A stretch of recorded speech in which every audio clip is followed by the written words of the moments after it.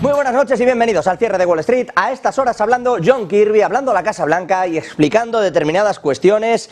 Enseguida vamos con ella, pero por ejemplo, se está hablando ya de intentar, dice la propia Casa Blanca, reenfocar ciertos aspectos, ahora que veíamos a Xi Jinping de fondo, reenfocar ciertos aspectos de las relaciones de Estados Unidos. Enseguida vamos a ir hasta allí. Antes permítame contarle varias cosas. La primera, que Rusia está respondiendo a Polonia. Polonia, recuerden, Jerzy Duda, el presidente, llamó en el día de ayer bestia salvaje a Rusia y hoy Rusia le ha dado también su contraparte. Cuidado, que no entran en la diatriba del insulto, sino que lo que dicen es lo que claramente muestra que Polonia entre en esto, es que cualquier tipo de negociación para con ellos sería inútil. Lo ha hecho Dmitry Medvedev, vicepresidente del Consejo de Seguridad de la Federación Rusa. Dice que los ataques regulares, que así lo ha llamado, de Varsovia contra Moscú, confirman que cualquier negociación es inútil.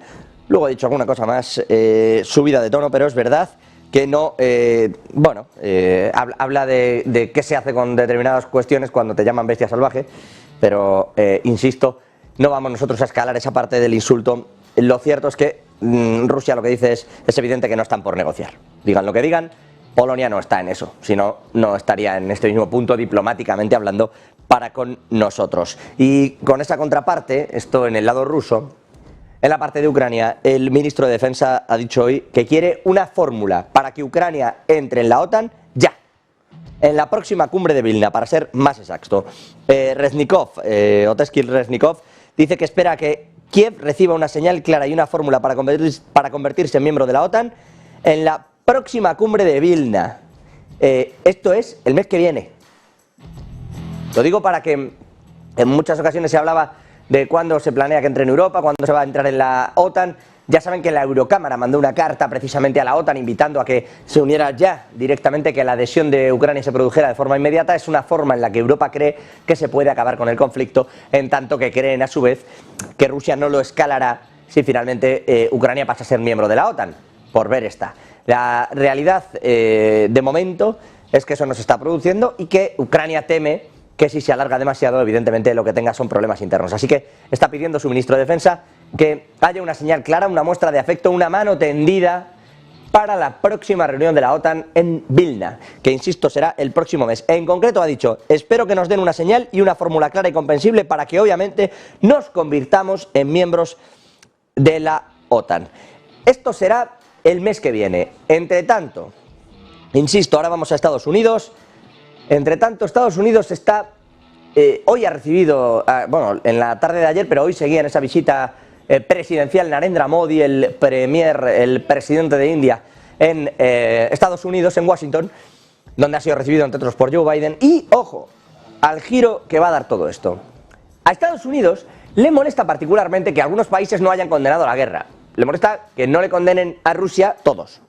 Pero en particular le hace daño que Sudáfrica, Brasil o India no carguen las tintas contra Rusia. Lo que está intentando Joe Biden, lo que ha intentado a lo largo de estos 2 días, es que Narendra Modi vaya en esa línea, ¿no? De vamos a cargar contra ello.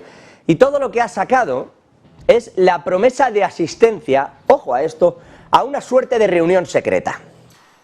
Que no es secreta porque se sabe que se va a producir, pero cuidado, porque la fórmula sí es rara. Va a ir Jake Sullivan, el asesor de seguridad nacional del presidente americano. El propio Sullivan será quien se encargue de determinadas negociaciones. Reunión en Dinamarca, nada menos, en Copenhague, donde han invitado a prácticamente 30 países.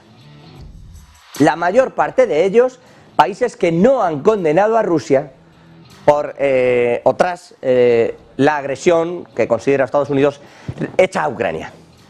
¿Qué quiere Jake Sullivan en esta reunión? Convencer particularmente a los representantes de Brasil, India y Sudáfrica de que condenen a Rusia y se unan a ese lado. Ya saben que el mundo se está partiendo en dos, lo hace tanto geográficamente como sobre todo económicamente, y hay una parte que se lleva a Estados Unidos y otra parte que se lleva a China. En esa parte hay mucho que decir en referencia a lo que ocurra para con Rusia. Tanto hay que decir que hoy China en el Consejo de Seguridad de la ONU ha llegado a decir basta de dar y de realizar sanciones unilaterales. Hay que intentar que haya una unanimidad, que esté todo claro, y no lo está. Esto es China. Estados Unidos, evidentemente, la posición es absolutamente contraria.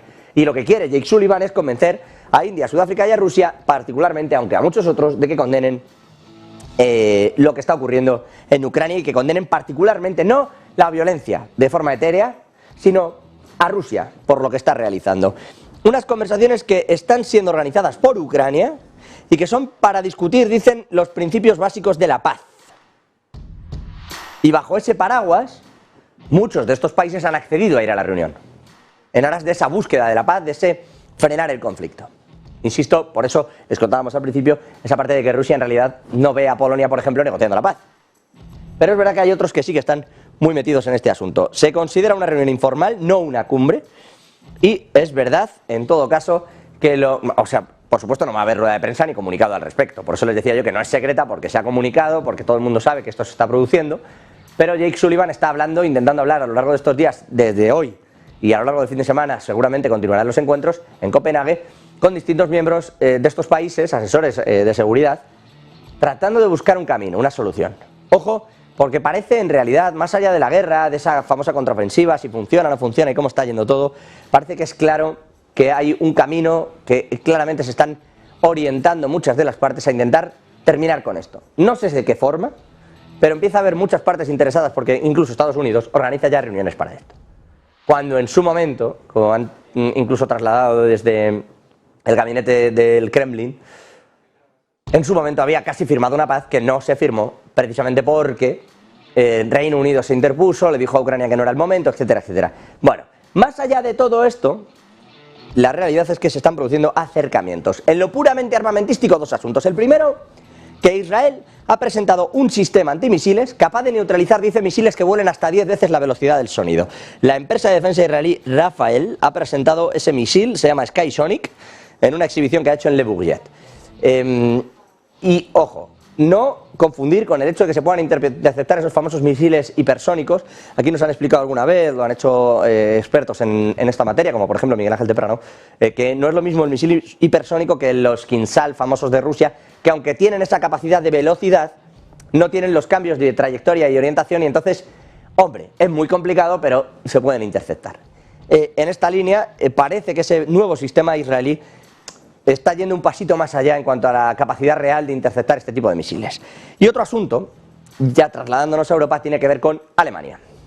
Alemania ya tiene por fin sus suministros de defensa. De hecho, lo han comunicado desde el propio ministerio encargado de este asunto, a través de las distintas redes sociales, y comentan, como van a poder ver enseguida, que ya tienen la aprobación, el visto bueno de todo esto que van a ver aquí. Enseguida les contamos, pero son bastantes millones, 11.000 millones se está gastando Alemania en el nuevo armamento.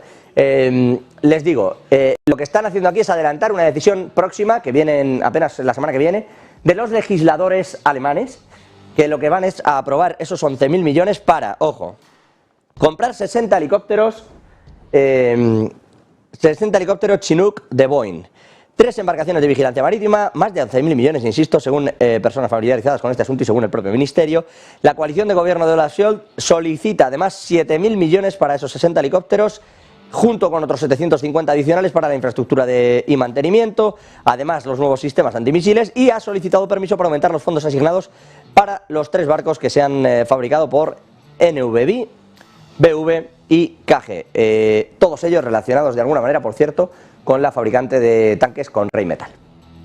En esto está el gobierno alemán, que ya tiene sus 11.000 millones, que presumiblemente, como les digo, y tal cual lo está contando el propio ministerio, tendrá el ok definitivo del propio Bundestag, de los legisladores del Parlamento alemán, la semana que viene. Y yéndonos a un asunto que tiene también que ver con esta geopolítica, pero ya metidos en materia energética y económica, Países Bajos amenazaba Países Bajos con hacer esto y lo ha hecho. Ha cortado el gas a Europa. Va a cerrar el mayor campo de gas de Europa porque, dice, no es sostenible y porque se están produciendo ciertos terremotos.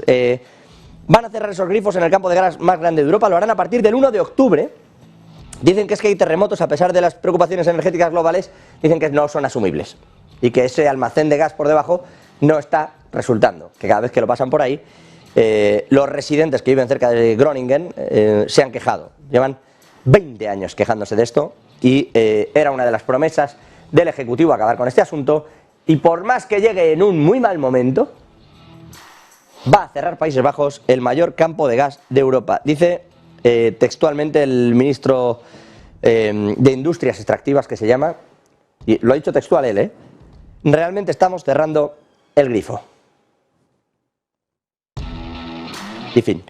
Dice que es un momento importante después de décadas de extracción de gas y especialmente tras las consecuencias de esa extracción de gas para los residentes de Groningen, y que eso para ellos es más importante que lo que se está viviendo en cuanto al punto de vista de la inflación. Y vamos a ver si eso funciona o no, porque la realidad es que la inflación está haciendo también mucho daño. De hecho, y al respecto de eso, hoy hemos visto, vamos a ir con todo ello, hoy hemos visto cómo se actualizaban en negativo las previsiones para Francia, cómo se actualizaban también en negativo las de Reino Unido, que está buscando planes, y cómo la actividad en Europa, el impulso económico de la zona euro se ha frenado, se ha quedado estancado.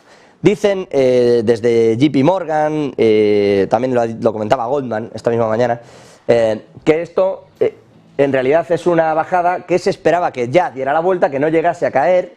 La actividad, estamos hablando de esos famosos PMIs que quedan por debajo de 50 puntos y ya saben que en ese momento se van a contracción. ¿Qué se sabe de esto y de esta actividad? Están viendo este gráfico, pero Marta Vilar, yéndonos al detalle, al punto exacto en el que están los PMIs, en el que está esa actividad, pareciera que era el momento de recuperarse y sin embargo, tanto los PMIs como las grandes casas de análisis empiezan a apuntar, Marta, a que no hemos terminado, a que esto no era el final de esta pequeña contracción y que va a ser aún más larga. Cuéntanos. Sí, muy buenas noches. Hoy desde luego ha sido el dato de los PMIs. En la jornada de hoy hemos tenido publicación de este dato, que es un dato adelantado sobre cómo está la salud de las distintas economías. Hoy lo hemos conocido para Francia, para el Reino Unido, Alemania, la eurozona y por último también Estados Unidos. Pero atención, porque el dato de PMI que más ha asombrado, entre los que más, el de Francia. Pero vamos uno a uno. Vamos a comenzar por el de la eurozona. Aquí, por ejemplo, hemos tenido un dato de PMI manufacturero que ha quedado en los 43,6 puntos, bastante por debajo del dato que se esperaba. Además, ya saben, recuerden ustedes que todo lo que esté por debajo de 50 puntos nos indica una contracción económica. El manufacturero ha salido peor de lo esperado. El compuesto más de lo mismo, aunque está en, vamos, territorio de nadie, haciendo equilibrio realmente también en esos 50 puntos. 50,3 el compuesto de la eurozona. También el de servicios, bueno, en este caso por encima de los 50 puntos, pero cerquita de esa línea, 52,4, aunque decepcionando respecto al dato esperado. En Reino Unido también hemos tenido dato de PMI. Aquí el único que se ha situado por debajo de los 50 puntos, el manufacturero, y también ha quedado ligeramente por debajo, en este caso de expectativas, en los 46,2 puntos. Vamos al de Francia, que es de los que más han sorprendido. Atención aquí porque, bueno, teníamos unos datos, por ejemplo, en el compuesto y en el de servicios, por encima de los 50 puntos y hemos quedado bastante por debajo de ese umbral. Por ejemplo, el compuesto 47,3 y se esperaba un 51 puntos, así que ahí ven ustedes esa diferencia, desde luego. En el de servicios también una caída importante, desde los 52,5 hasta los 48, es decir, más de 4 puntos de caída en el servicio, bueno, en el PMI del sector servicios de Francia. El manufacturero ha superado ligeramente expectativas, pero tampoco mucho, una décima, y está todavía por debajo de los 50. Vamos por último a Estados Unidos. Allí más datos de PMI esta tarde que han decepcionado. Por ejemplo, en el PMI manufacturero, 46,3 puntos frente a los 48,4 anteriores, pero atención porque aquí ha habido una sorpresa positiva. Los servicios, es verdad que se ha situado ligeramente por encima de lo que se esperaba, aunque el dato aún así también ha caído respecto al dato anterior. En el servicios, bueno, el sector servicios se sitúa por encima de los 50, 54,1, pero el compuesto está en los 53 y el manufacturero se ha situado por debajo de los 50 en los 46,3 puntos. El sector manufacturas, desde luego, bastante perjudicado en prácticamente todas estas economías, y los PMIs compuestos empiezan ya a hacer aguas y algunos de ellos a situarse por debajo de los 50, como en Francia. De hecho, tiene un problema, gracias Marta, y es que Francia, según estos mismos datos y según cómo está apuntando la economía, se va a ir a contracción, menos 0,5, la economía, el PIB, en el próximo trimestre, en este segundo trimestre del año, según lo van a revisar. O sea que ojito a cómo queda todo este asunto. Protagonistas también en Reino Unido, donde además lo son, entre otras muchas cosas, porque llevan meses intentando evitar una crisis económica y por más que le pegan una puntada a una costura, se les raja por el otro lado todo el saco. A este punto han llegado Rishi Sunak y el señor Bailey, Andrew Bailey, desde el uno presidencia a otro gobierno del Banco de Inglaterra. ¿Qué les ocurre a estos dos buenos muchachos? Que la economía no arranca, lo contábamos ayer, tienen un problema gravísimo con la inflación, así que Andrew Bailey ayer decidió subir los tipos al 5%, dicen las casas de análisis que esto va a acabar entre el 6,5 y entre el 6,25 y el 6,5%, los tipos de interés en Reino Unido, a finales de año. Esto es una sangría tremenda. Sobre todo si tú tienes que pagar una hipoteca y de repente tenías un variable que estaba en negativo prácticamente y que se te va al 6,5. O sea, la subida es espectacular. Va a haber gente pagando más del doble por la hipoteca con este tipo de cosas. Ante esto se esperan millones de impagos. Ayer Sunak dijo: estoy con Andrew Bailey, no voy a hacer rebajas fiscales. Hoy Jeremy Hunt se ha reunido con los bancos. Jeremy Hunt, el ministro de Finanzas. Quienes tengan riesgo de perder la casa, los bancos han acordado con Jeremy Hunt que para esas personas que tengan ese riesgo se va a acordar un periodo mínimo de 12 meses antes de que haya cualquier tipo de recuperación sin consentimiento, que viene a ser un te quito la casa, porque no pagas. 12 meses de periodo de gracia, es decir, desde que realizas el primer impago, 12 meses hasta que te digan: oye, no sigues debiendo el dinero y te quito la casa. ¿Por qué se hace esto? Porque se prevén niveles de morosidad que pueden rondar hasta el 20%, o sea, unos niveles espectaculares. Como decía el propio Bailey, los ciudadanos británicos son pobres. No es que lo digan negocios, tienen que asumirlo, decía el Banco de Inglaterra. Los británicos tienen que asumir que son pobres, y más si te están subiendo así los precios. Evidentemente, y con todo esto, ¿qué han hecho Hunt y Rishi Sunak? Se han esforzado para demostrar que están preparados para lo que viene. Y están haciendo una suerte de colchón de 12 meses en el que pretenden provocar una crisis financiera terrible, porque es lo que se viene con lo que están viviendo allí, con la inflación donde está. Bueno, pues bajemos la inflación a base de crisis. Eso es en lo que está ahora mismo tanto el Ejecutivo como el Banco de Inglaterra. Se han dado la mano, han decidido aplicar teoría macroeconómica y van a eso. Ahora bien, como saben que esto puede ser un disgusto tremendo, que los bancos no quieren para nada quedarse todas esas casas, sino que lo que quieren es poder seguir financiando, vamos a dar esa suerte de moratoria de impago de 12 meses. Esto es una reunión que han tenido con NatWest, con HSBC, con Barclays, con Lloyds, todos estos hoy mismo en Downing Street.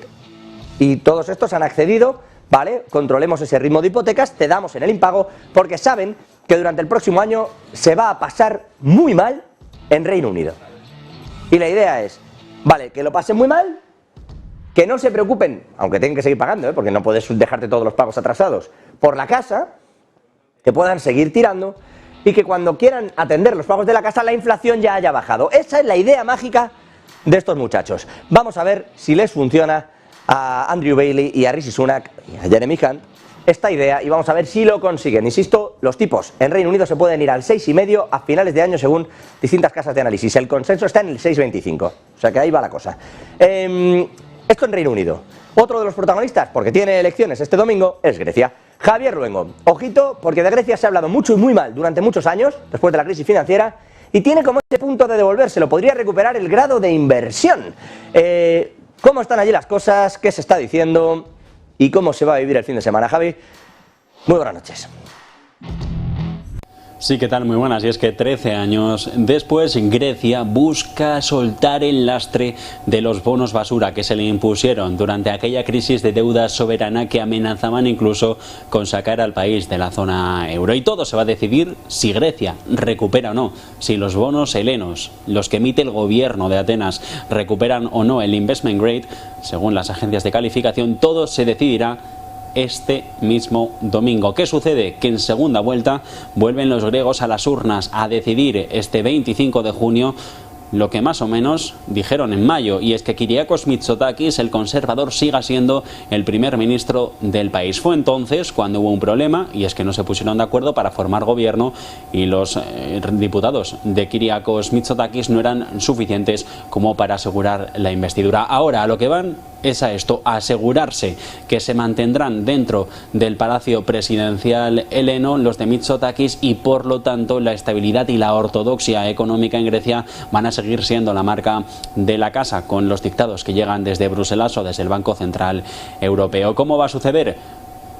Porque en teoría lo que se decida hace un mes no tendría por qué cambiar hace mucho. Bien, ha habido una reforma electoral en Grecia que otorga al partido que gana 50 escaños de bonus, con lo que se prevé un desenlace más que positivo para la formación conservadora del actual primer ministro. Y si Mitsotakis sigue en el poder, Grecia, es lo más probable, se escape 13 años después de los bonos basura, llegue a grado de investment grade, llegue al grado de inversión en la investment grade y consiga recuperar la confianza en los mercados que perdió con la crisis financiera del 2008.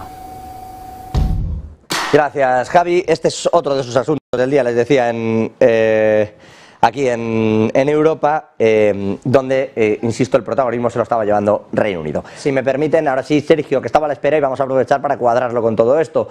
Sergio Fernández, hoy ha tenido una medida importantísima Ucrania a la hora de contrarrestar todo lo que consideran propaganda de Rusia, pero es que han ido un paso más allá. Han prohibido todos los libros de Rusia y de Bielorrusia. Esto se parece un poco, no sé si recuerdan y si los espectadores están al cabo, aquella distopía, aquella imagen que se hacía Bradbury en Fahrenheit 451, en la que los bomberos, en realidad, en vez de apagar incendios, quemaban libros, porque la gente no podía tenerlos ni podía leerlos. Ucrania prohíbe esos libros de Rusia y Bielorrusia, da ese pasito más.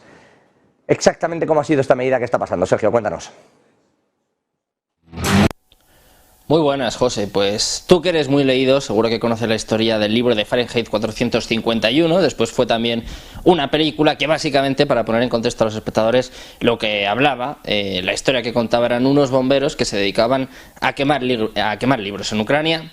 No están haciendo eso, por lo menos todavía, pero sí que han hecho un golpe a la libertad de expresión tremendo. Y es que Volodymyr Zelensky, el presidente ucraniano, ha firmado hace apenas unas horas una ley que básicamente lo que hace es prohibir los libros y publicaciones de Rusia y Bielorrusia, un ataque a la libertad de expresión en toda regla. La Verkhovna Rada, que es el parlamento ucraniano, adoptó el proyecto de ley que prohíbe los libros publicados en Rusia, Bielorrusia, los territorios ocupados en Ucrania, en junio de 2022. Esta legislación todavía requería de una firma presidencial que ya se ha llevado a cabo. La ley impide que se importen al país nuevas publicaciones rusas y bielorrusias. De hecho, el propio Zelensky ha dicho que cree que esta es la decisión correcta. Sin embargo, la nueva ley está enfrentando, obviamente, todo tipo de críticas y fue vetada por el Ministerio de Justicia y el Ministerio de Relaciones Exteriores por violar potencialmente ciertas disposiciones de la Constitución ucraniana y también por no alinearse con la ley de la Unión Europea. De hecho, este texto también se ha enviado ya a la Unión Europea para evaluar si la ley infringe